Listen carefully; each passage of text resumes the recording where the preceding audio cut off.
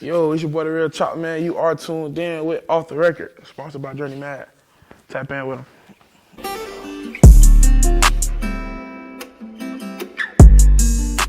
What's up, guys? Welcome back for episode 7 of Off the Record here with Journey Magazine.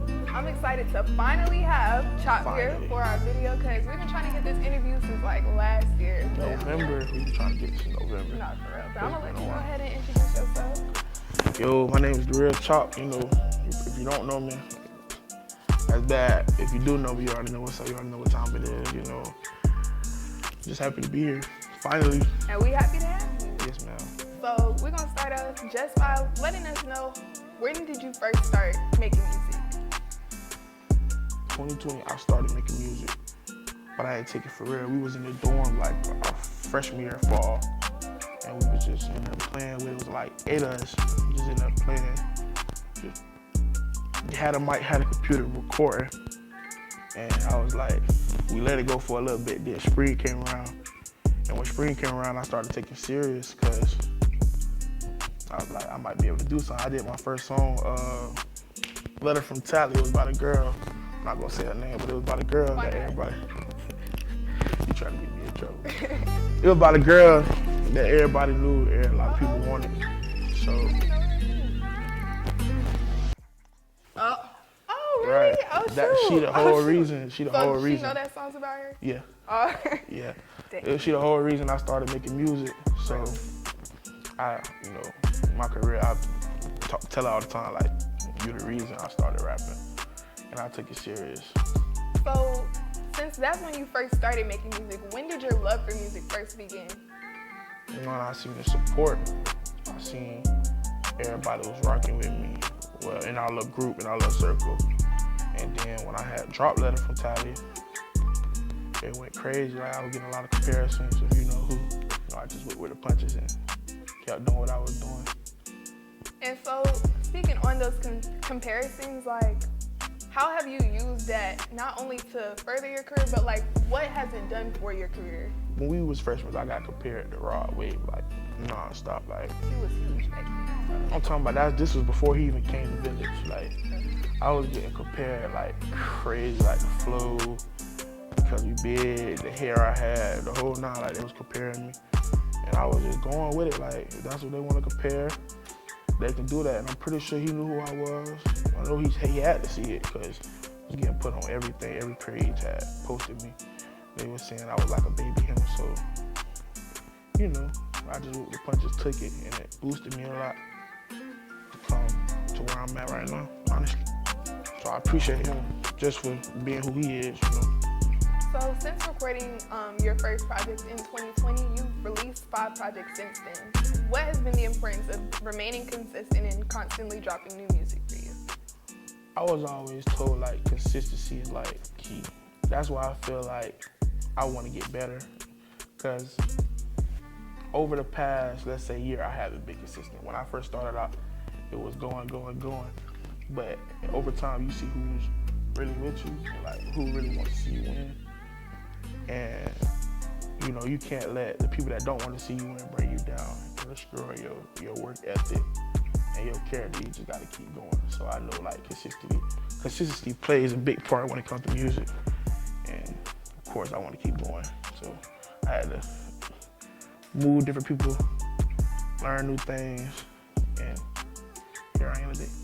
And is there any more specific reason why you haven't dropped as much within the last year? Because I know your Instagram page got taken, so you can talk on that a little. I had lost they took my Instagram page back in, like, I think, right before FAMU Homecoming. It was like October 6th. They took it October 6th. And I ain't had it. I ain't been able to drop music, no videos. I ain't been able to do nothing. So it really slowed down my motion, but it ain't really hurt me. Everybody still know who I am. When did you get your Instagram page back? I literally just got my Instagram page back like 3 weeks ago. So that means we should be expecting some new music sometime soon, right? Yeah, I'm probably gonna drop something, if I'm not mistaken, like next week, next Friday. Okay. I'm working on the EP right now. Okay. We're getting music videos back going, everything getting back in motion. So you've been posted on a lot of Florida's biggest pop culture pages. What has it been like seeing yourself like on platforms like that? Because those are things that we all look at and we're like, oh, look at these famous people, and then you just happen to be on there. So I'm not gonna lie, it'd be, I can't say it'd be crazy because it's, I'm used to it now, but it's like, when it first happened, I was like, wow. And I was seeing the feedback and how people was rocking with it, and I was just like, really, I couldn't believe it. I was like, once I got posted a lot, once I kept on getting posted, it was regular now. But since, like I said, Instagram has took my page, everything slowed down. Like, I'm starting to have to get back into the swing of things and get back noticed. But everybody still know who I am, so it shouldn't be really much hard. But I really rock with all the promo pages in Fisher, Florida. How do you deal with like the different types of comments that you see about yourself through those pages? Because I know you probably get a lot of love, you probably get a lot of hate, you probably get a lot of everything. So. The love I respond to, the hate I send people to respond to it. Like, I'm not gonna lie, like I got a lot of homeboys that respond to the hate. Like, they take care of that. So I love them so much. I ain't gotta worry about nothing when it comes to hating or people making fun of, or I let them take care of that. That's how they do it. I take care of the love. That's how I handle it. And so what role have these larger platforms played in your success so far? You put me in front of a couple labels, a couple big time A&Rs. It has helped a lot. Views, I'm over 100K views. Not 100K streams. Almost at 200K streams just in the past year. It's helping out with YouTube, Apple Music, all that. That's all it does. Make people want to go dig in more and see what you're about. Listen to your music. All right, so speak about like meeting those big record labels that you've been meeting with. Like, what has that been like for you? Because that's not something that everybody gets to experience. It was very cool. I mean, I can't say that it was, because they regular people just like I'm a regular person. It's just all about catching a vibe with those people. You go in with high thoughts, thinking, okay, they gonna be above, or they gonna be, how you feel like you scared. Let's say if I'm going to meet like a girl's dad, it's like that. But when it comes to business though, that's all it is. But all the people I've met with the past, like the three labels that I've met with, they've been very cool. Very cool. Any offers that you could talk about? One, okay. But can't really speak on it. One, yeah. Okay. One offer though, it was an okay offer. It just wasn't right for me. Yeah, it wasn't right for me. That's good though. So shortly after dropping Letter from Tally, you also wrote Letter to Princess. And that was based off of an experience that a lot of people our age haven't necessarily had to go through, and that was like losing your mother to cancer. So right. What has it been like for you in such a monumental time, losing someone so close and so important to you? You know what's crazy? Like, what was that?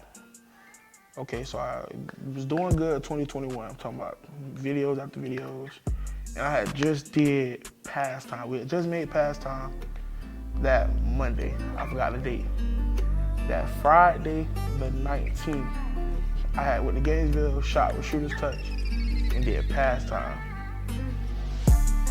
Finished Pastime, he gave it back to me. It went viral. I posted it Sunday and it went viral. Like, it did like 40K first day, like on Instagram. Like, it was stupid. Like, it was going on all the promo pages. It was going like, that was the song that, Pastime did it. Like, Pastime is that song that basically got me noticed. Like, really blew me up. That Sunday, I dropped it that Sunday morning. Me and her, we weren't even talking. Like, we was mad at each other about something I can't remember. Probably never remember. And then I sent it to her the next Monday, the following day that morning. I got a call like 4 p.m. that day. And like, it shut down everything. Like, everything just stopped. Like, I can honestly say, like, I stopped doing music about a good like 2 months. With me losing her, it slowed down music, promotion, dropping. It was a whole lot. I couldn't even like shake back as quick as I wanted to. But yeah, it did take a major toll on me, my family, and I'm just glad to see like everything I do is for her. The good thing is she waited on me before, I got on the road. She waited on me. I probably never shake back, but I'm trying to shake back. And so, using music and writing songs like "Letter to Princess," how has that helped you like cope with the different things that you've been going through? It really just let me express myself, because I like to express myself through music. And when I dropped that song, not even being funny, it blew up. Like, and it's crazy. It's crazy how everything works. It just took a L and then it just come right back. I don't know. It's weird. It's weird how life works, how God works, but ain't question it.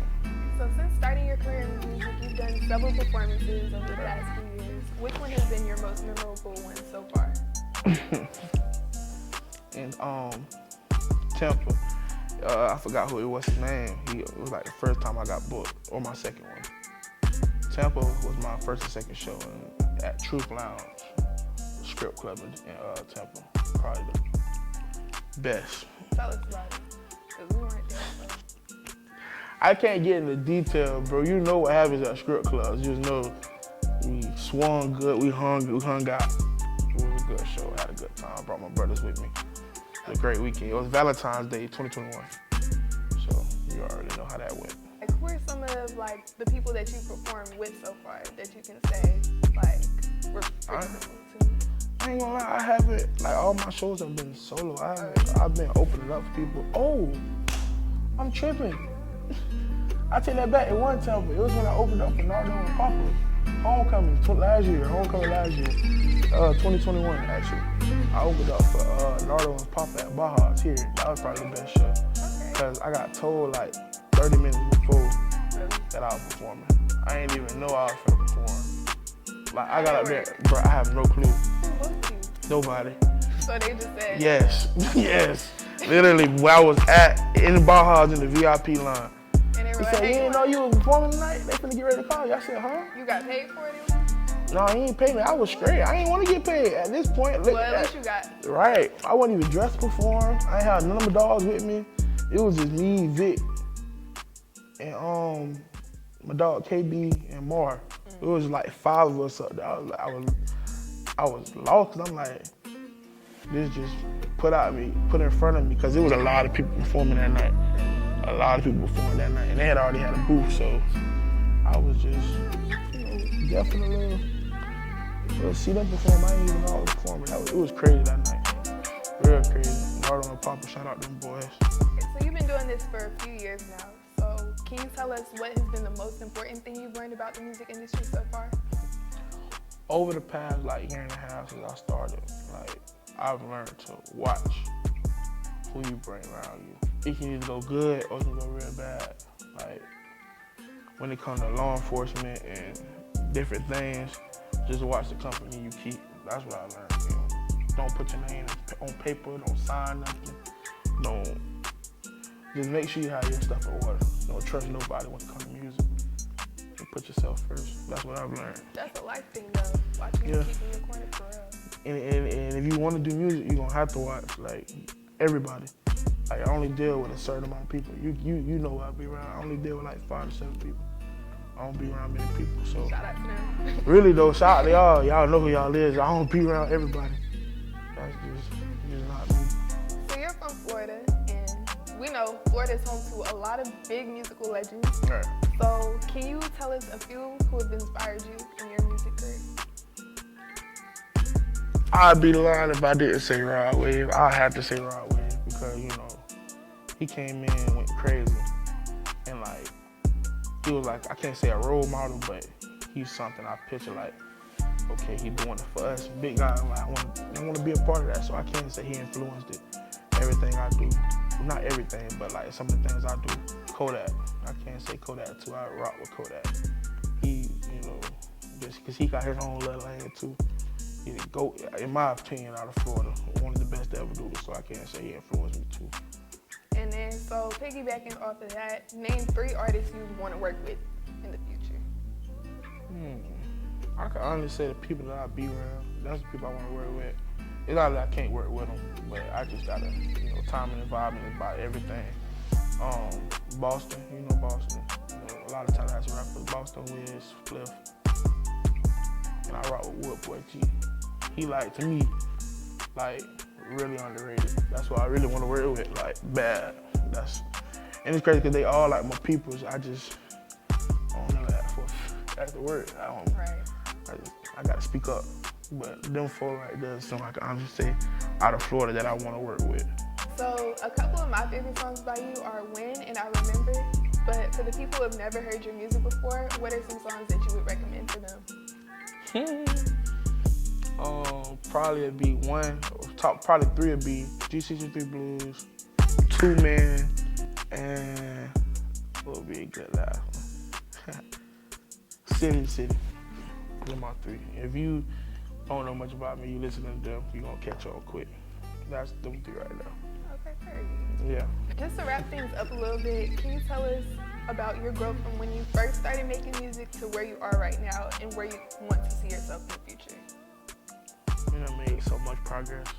It's from the first video, first song, 2021 in June, when I went to Tampa and did that first video with all my dogs. I done came so far from that, travel, met so many people, artists, networked, all up and down Florida. It's just, growth has been crazy, and it ain't stopping, it's finna keep going. It's so much to come in 2023. I can't even speak on it, but it's a lot coming. A whole bunch. All right, and so what are some of those things that we can expect to see from you? More music videos, more shows, definitely more shows. I got a lot of people that's trying to hit me for booking right now. And just more, I didn't get my page back, so I ain't got no excuses now. It's over with. That's all I needed. It's over. They didn't get my page back. That's what I was looking for, so. And to finish this off, you could go ahead and shout your page out, let people know where they can find you and everything, where they can connect with you, how they can tune into your music, all that. Okay, you can follow me on the gram at The Real Chopp. All my music is on all platforms, Apple Music, Spotify, SoundCloud, YouTube, anything, Want to reach me, Instagram, you want to book me, Instagram, anything, just hit me on Instagram. All right, and thank you for joining us for episode 7 today. Yes, ma'am. Finally. It's been a while.